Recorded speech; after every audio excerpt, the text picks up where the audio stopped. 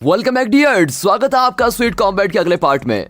दोस्तों, कहानी को पूरा समझने के लिए पिछला एपिसोड जरूर देखेगा। तो पिछले एपिसोड में फेंग्यू और मिंगटैन कॉलेज के प्रिंसिपल से मिलने गए थे। उनकी बातें सुनकर प्रिंसिपल फेंग्यू को डांटते हैं कि मिंगटैन से पूछे बिना तुमने मैच में उसको कैसे चुना, तुम्हें एक बार उसको पूछ लेना चाहिए था। इतना ही नहीं, वो मिंगटैन को भी डांटते हैं। ऊपर से मिंगटैन ने कॉलेज से ट्रांसफर मांगा होता है, लेकिन प्रिंसिपल उसको भी रिजेक्ट कर देते हैं। और ये सुनकर मिंगटैन बड़ा ही शॉक हो जाता है। तब प्रिंसिपल कहते हैं कि तुम दोनों हमेशा लड़ते रहते हो, इसीलिए मैं तुमको पनिशमेंट दे रहा हूँ। और उनका पनिशमेंट ये होता है कि दोनों को मिलकर स्विमिंग पूल एरिया को साफ करना है और इन दोनों पर नजर रखने के लिए एक रेफरी को भी अपॉइंट किया जाता है। तुम चुपचाप क्लीनिंग करो, ये कहकर रेफरी आराम से कुर्सी पर बैठ जाती है। फिर दोनों मुंह बंद करके पूल को क्लीन करने लगते हैं।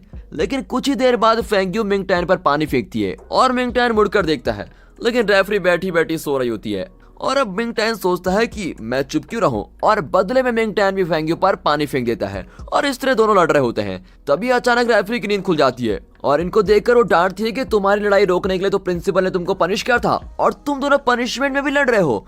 फिर वो दोनों के पैर साथ में बांध देती है और कहती है कि अब देखती हूँ कैसे लड़ते हो। अब दोनों ठीक से चल भी नहीं पाती और बार बार गिर रहे होते हैं। और तब मिंगटैन एक आइडिया देता है कि जब मैं 1 कहूँ तो तुम वो वाला पैर आगे रखना और 2 कहने पर हम दोनों ये वाला पैर आगे रखेंगे। फिर वे 1 2 1 2 कहकर उस पूल को क्लीन करने लगते हैं। अब पूल साफ करने के बाद दोनों बहुत थके होते हैं और वहीं बैठकर सो भी जाते हैं। लेकिन फेंग्यू झट से जाग जाती है और देखती है कि मिंगटैन बड़ी गहरी नींद में है। अब वो मिंगटैन की आंख, नाक और मुंह को एक पेंटिंग की तरह निहार रही होती है। फिर उसकी नजर मिंगटैन के गले पर पड़ती है, जहां उसका बड़ा एडम एप्पल नजर आता है। फेंग्यू उससे बहुत ही ज्यादा अट्रैक्ट हो जाती है और उसको टच करने में मिंगटैन के पास जाती है। इतने में मिंगटैन उठ जाता है और पूछता है, ये तुम क्या करने वाली थी? फेंग्यू कहती है कि वो तुम्हारे गले में कीड़े जैसा कुछ रेंग रहा था, मैंने उसको हटा दिया। मैं तो तुम्हारी मदद कर रही थी यार। और फिर वो पैर की डोरी खोलकर भाग जाती है। अब मिंगटैन सोच में पड़ जाता है कि ये मेरे पास आई क्यों थी, कहीं मेरा गला दबाकर मुझको मारना तो नहीं चाहती थी। यहाँ ये सीन कट होता है और अब अगले शॉट में दिखाते हैं कि सुनहाओ अपने कॉलेज की बॉक्सिंग रिंग में खड़ा होता है। तभी वहाँ पर जाओमी आती है। सुनहाओ पूछता है कि तुम और यहाँ पर? जाओमी कहती है कि उस दिन मुकाबले में मेरे ग्लव्स लूज थे, इसलिए मैं हार गई थी, लेकिन आज मैं मुकाबला जीत कर ही रहूंगी, वरना मुझको नींद नहीं आएगी। ओह, तो क्या उस दिन के बाद तुम बिल्कुल सोई नहीं? नहीं, ऐसी बात नहीं है, लेकिन मुझे नींद नहीं आती। वो सब छोड़ो, क्या तुम इस वक्त मुकाबले के लिए तैयार हो? ठीक है, ये कहकर सुनहाओ तैयार होने लगता है। अब जाओमी अपने ग्लव्स पहन लेती है कि अचानक उसका पेट दर्द शुरू हो जाता है और वो अपना पेट पकड़कर खड़ी रहती है। लेकिन सुनहाओ उसकी सिचुएशन को समझ लेता है और उसके पास जाकर कहता है, मुझे तुम्हारे साथ फाइट करने में डर लगता है। इस वक्त फाइट के लिए मैं मेंटली प्रिपेयर नहीं हूँ, इसलिए मैं हार जाऊंगा। क्यों ना हम फिर कभी फाइट करें? ये सुनकर जाओमी बड़ी शॉक हो जाती है। लगता है वो पेट दर्द के बावजूद किसी तरह से आज फाइट करके सुनहाओ को हराने के मूड में थी। वो कहती है कि फाइट के लिए मेंटल प्रिपरेशन की कब से जरूरत पड़ने लगी, तुम झूठ मत बोलो और मेरे साथ फाइट करो। और उसके लाख मनाने पर भी सुनहाओ फाइट के लिए राजी नहीं होता। तो जाओमी उदास होती है कि आज जीतने का मौका अच्छा था, लेकिन वो भी हाथ से निकल गया। उसे अब भी शक होता है कि सुनहाओ किसी वजह से झूठ बोल रहा है। और तब सुनहाओ भागकर आता है और अपना बैग उसको पकड़ाकर कहता है कि तुम यहीं रुको, मैं अभी आया। ये कहकर वो दुकान से एक हॉट चॉकलेट खरीद कर लाता है। जाओमी के लेकिन कुछ समझ में नहीं आता। सुनहाओ कहता है कि इसको पी लो, तुम जरा बेहतर फील करोगी, और हाँ, ऐसे वक्त में तुमको ज्यादा स्ट्रेन नहीं लेना चाहिए। ये कहकर वो चला जाता है। अब जाओमी चौंक जाती है कि मेरी प्रॉब्लम इसको कैसे पता चली, ये तो बहुत ही अच्छा लड़का है यार। ये सोचकर वो हॉट चॉकलेट पीने लगती है। अब अगले शॉट में फेंग्यू को दिखाते हैं, जो मिंगटैन के ख्यालों में खोई भी है और बार बार उसके बारे में सोचती रहती है और सोचती है कि यार ये मुझको क्या हो गया है, मैं उसे इस तरह से एडमायर क्यों कर रही थी और न जाने मेरी हार्ट बीट इतनी तेज क्यों हो गई। अब उसके इन ख्यालों के बीच पीछे से एक आवाज आती है कि तुम उससे प्यार करने लगी हो। और फेंग्यू चौंक कर मुड़ती है तो वहाँ 2 लड़कियां कैजुअली बातें करती हुई जा रही होती है। अब फेंग्यू बड़ी कंफ्यूज होती है कि क्या मैं सचमुच उससे प्यार करने लगी हूँ। फिर मिंगटैन को दिखाते हैं, जो अपने भाई बहन के साथ एक बिल्डिंग के अंदर जाता है और तब बाहर जाते हुए एक लड़के को देखकर वो जरा चौंक जाता है और तेजी से अंदर जाता है। फिर कुछ ही देर बाद वे बाहर जाने वाले होते हैं कि अचानक वही लड़का उसके सामने आता है। इसे हम, हाँ, अकड़ू नाम सही रहेगा इसके लिए, ये बहुत ही सूट करेगा। तो वो अकड़ू मिंगटैन से कहता है, क्यों बेटा, तुमसे मिले हुए बहुत दिन हो गए हैं, तुमने मुझे बाहर जाते हुए देखा था ना, मैंने भी तुमको देखा था।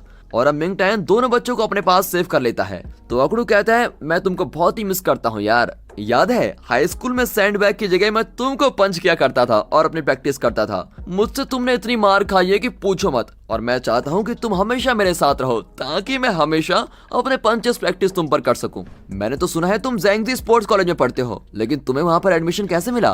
कहीं तुम जादू से एथलीट तो नहीं बन गए? मैं तो ये सुनकर शॉक हो गया कि तुम वहाँ की चैंपियन फेंग्यू से मुकाबला करने वाले हो। अरे तुम में इतनी हिम्मत कहाँ से आ गई? और इस तरह वो बात करके मिंगटैन को नीचे दिखाने की कोशिश कर रहा होता है। दरअसल ये आकुडू हाई स्कूल में मिंगटैन को बुरी तरह से बुली करता था और अब ये सुनहाओ के कॉलेज में ही पढ़ता है। फिर वो आकुडू कहता है कि पुरानी यादें ताजा करने के लिए मैं तुमको 2-3 पंचेस तो जरूर मारूंगा। और ये सुनकर मिंगटैन का भाई गुस्से में आकुडू को मारने जाता है, लेकिन आकुडू उस बच्चे की गर्दन पकड़कर कहता है कि छोटू, तुम्हारी जितनी हिम्मत भी तुम्हारे भाई के पास नहीं है। अब इस पर मिंगटैन अपनी मुट्ठी कस लेता है, लेकिन वो लड़ाई नहीं करना चाहता, इसीलिए वो खुद को कंट्रोल करके आकुडू से विनती करता है कि प्लीज उसे छोड़ दो। आकुडू कहता है, देख लो छोटू, तुम्हारा भाई तुमको छुड़ाने के लिए भी लड़ने के लिए तैयार नहीं है। चलो कोई बात नहीं, तुम्हारा रोना धोना सुनकर मुझको जरा बड़ा मजा आया। अब मेरे सामने घुटने टेक कर भीख मांगो, तब जाकर मैं छोटू को छोड़ूंगा। अब मिंगटैन बेचारा बहुत ही परेशान होता है, लेकिन भाई को बचाने के लिए वो घुटनों पर बैठकर रिक्वेस्ट करता है कि प्लीज मेरे भाई को छोड़ दो यार। लेकिन आकुडू उसको लात मारता है और उसके भाई को छोड़कर वहां से चला जाता है। फिर मिंगटैन अपने भाई की गर्दन देखने आता है, पर उसका भाई गुस्से में कहता है कि मुझे मत छुओ, लेकिन मिंगटैन उसको कुछ नहीं कहता। अब अगले सीन में आकुडू को दिखाते हैं, जो मन ही मन सोचता है कि अगर इस तरह अकड़ कर रहूंगा तभी लोग मुझसे डरेंगे और मेरी रिस्पेक्ट करेंगे। बचपन में मुझे कई तगड़े लड़कों ने मारा था और अब मैं उनकी तरह सबको अपनी ताकत दिखाऊंगा, तभी सब मुझको दिलेर समझेंगे। तभी सुनहाओ और जियाओफेंग हाथ पकड़कर चल रहे होते हैं। सुनहाओ को देखकर आकुडू सोचता है कि मैं भी इसी की तरह चैंपियन बनना चाहता हूँ। तभी तो कॉलेज के पहले दिन ही मैंने बॉक्सिंग क्लब ज्वाइन कर ली थी। दोस्तों, लगता है बचपन में इसने कईयों से मार खाई थी और उसी का बदला लेने के लिए अब ये हर किसी को पीटना चाहता है और खुद को स्ट्रॉन्ग साबित करना चाहता है। अब रात हो जाती है और मिंगटैन को दिखाते हैं। आकुडू की हरकतों से वो बहुत ही गुस्से में होता है, लेकिन फिर भी खुद को कंट्रोल करता है। अब सोने से पहले छोटू उससे पूछता है, क्या ये सच है कि वो लड़का आपको हाई स्कूल में मारा करता था? आप उससे लड़े क्यों नहीं? देखो छोटू, लड़ने से कुछ नहीं होता, उससे यहाँ पर कुछ भी नहीं बदलेगा, इसलिए मैंने फाइट नहीं की। आप झूठ बोल रहे हैं भैया, हमें तो आप हमेशा स्ट्रॉन्ग रहने को कहते हैं और जब आपकी बारी आई तो आप उल्टा कह रहे हैं। तब मिंगटैन ऊंची आवाज में कहता है कि अगर मैंने फाइट की होती और मुझे कुछ हो जाता तो तुम दोनों को कौन संभालता? क्या तुम्हें पता है कि माँ हमको इसलिए छोड़कर चली गई क्योंकि पापा फाइटर थे और किसी वजह से बहुत ही शराब पीने लगे थे? ये सब तुम्हारी समझ में नहीं आएगा। आइंदा से ऐसे सवाल कभी मत पूछना, समझे? और फिर भाई की ऐसी डांट सुनकर छोटू रोता हुआ वहां से भाग जाता है। तब मिंगटैन को फेंग्यू की बात याद आती है कि तुम बॉक्सिंग की ट्रेनिंग क्यों नहीं ले लेते? लेकिन क्या ये बॉक्सिंग क्लब ज्वाइन करके ट्रेनिंग लेगा, ये तो आगे जाकर ही पता चलेगा। अब अगले सीन में बायुनो बॉक्सिंग क्लब में ट्रेनिंग के लिए शानदार एंट्री करता है और आते ही वो अपने कपड़े उतारकर पूरे शरीर में तेल लगा लेता है और बॉडी बिल्डर की तरह अपने आर्म्स दिखाने लगता है। तभी अचानक वहाँ की सारी लड़कियां गायब हो जाती है। वो अपनी किस्मत को कोसता है कि मैं भी मिंगटैन की तरह एक लड़का हूँ यार, फिर उसकी जितनी रिस्पेक्ट मुझको क्यों नहीं मिलती। और ये सब सुनकर मिया उसके पास आती है और हंसकर कहती है कि बेटा, ये स्पोर्ट्स कॉलेज है और यहाँ की सारी लड़कियां टैलेंटेड है। यहाँ की लड़कियां खुद इतने बड़े बड़े आर्म्स लेकर घूम रही हैं, इसलिए आर्म्स दिखाकर तुम उनको कभी भी इम्प्रेस नहीं कर पाओगे। लेकिन हाँ, मिंगटैन की बात तो कुछ और ही है, वो इस कॉलेज का पहला लड़का है। तो क्या मैं सेकंड हूँ? नहीं बेटा बायुनो, तुम सेकंड में नहीं हो, तुम्हारी एडमिशन लास्ट में हुई थी, इसलिए तुम हमेशा लास्ट ही रहोगे। ऊपर से मिंगटैन तो इतना इनोसेंट और अच्छा है कि यहाँ की सारी लड़कियां उसे प्रोटेक्ट करना चाहती हैं, इसीलिए वो हम सबको पसंद है। और सुनो, जाते जाते ये सारा तेल साफ करके जाना, समझे? तेल फ्री में नहीं मिलता कि जहाँ चाहे शरीर में लगा दिया, ये जगह बिल्कुल साफ करके जाना, समझे? और ये कहकर वो चली जाती है। बायुनो उसके पीछे जाने लगता है कि तभी तेल पर पैर रखता है और फिसल कर धड़ करके नीचे गिरता है। फिर एमएमए क्लब को दिखाते हैं, जो फेंग्यू का क्लब है। मिंगटैन भी वहाँ पर बैठा होता है, लगता है उसने भी क्लब ज्वाइन कर लिया है। तभी ट्रेनर बताते हैं कि एमएमए सबको सीखना चाहिए क्योंकि ये मिक्स्ड मार्शल आर्ट्स है। इस आर्ट में फेंग्यू एक एक्सपर्ट है और वो अब तुमको डेमो देगी। अब डेमो के लिए वो एक वॉलंटियर को बुलाते हैं, लेकिन सब एक दूसरे को देखने लगते हैं।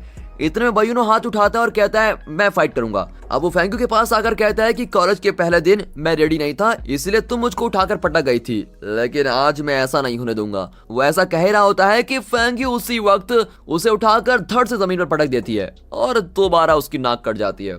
अब ट्रेनर किसी और को बुलाते हैं, लेकिन बायुनो कहता है कि सर, और किसी के बजाय मैं फिर से ट्राई करना चाहता हूँ। और ये ट्राई करने से तो रहा, ऊपर से लगातार फेंग्यू की मार खाता रहता है। फेंग्यू का डेमो देखकर मिंगटैन बड़ा ही आश्चर्य होता है और तालियां बजाने लगता है। अब मिया और जियाओमी बुक्स पढ़ रही होती है। दोनों रिसर्च कर रही होती हैं कि बातों बातों में किसी को कैसे कन्विंस करना है।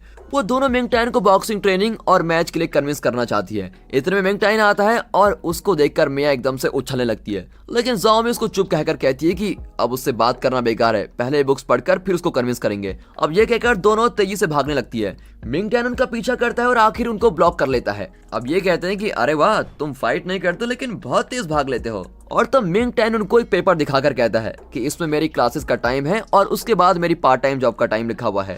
इन दोनों के बाद जो भी टाइम बचेगा आप मुझे उस टाइम पर ट्रेनिंग दे सकते हैं। और ये सुनकर जो दोनों सीनियर्स बड़ी दंग रह जाती हैं कि तुम बोल क्या रहे हो। फिर मिंग टैन चला जाता है। अब इन दोनों में डिस्कशन होता है कि कहीं इसने पी तो नहीं रखी, तब ये ऐसी फालतू बातें कर रहा है, लगता है नशे में बड़बड़ा रहा था। फिर दोनों उस पेपर को देखती हैं तो उसमें कोई फ्री टाइम ही नहीं होता। लगता है Ming tan round the clock कोई ना कोई काम करता ही रहता है। और अब दोनों कंफ्यूज होती हैं कि इसे ट्रेनिंग किस टाइम पर देनी है। और दोस्तों इसी के साथ ये एपिसोड यहाँ पर खत्म होता है। अगला एपिसोड जल्द ही हम लेकर आ रहे हैं और ये सीरीज आपको पसंद आ रही है तो वीडियो को लाइक, चैनल को सब्सक्राइब अभी कर दें दोस्तों। और फिर मिलेंगे अगली वीडियो में, तब तक के लिए goodbye and peace and finally